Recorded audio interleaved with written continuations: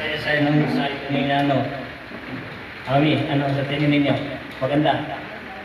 Walang masasaktan, ano?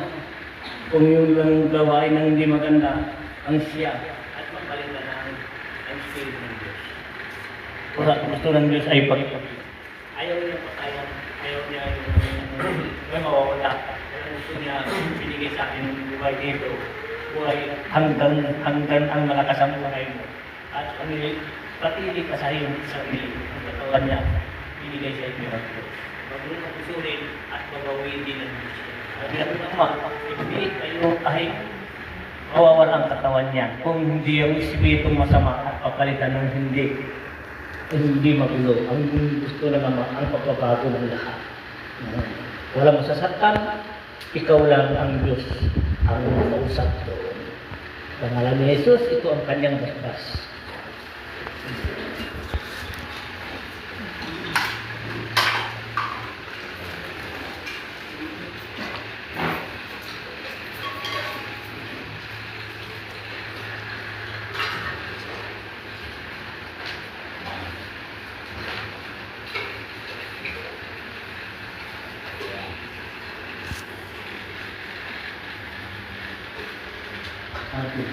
Maganda, ito yung mensahe kanina.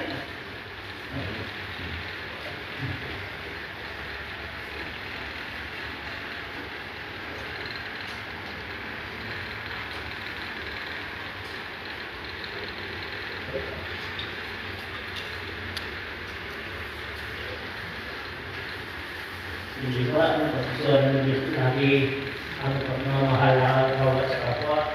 Ang Holy Spirit ang siyang bilang oras na ang pagbalik ni Jesus, ang kanyang hawak ng pagbabago ng lahat.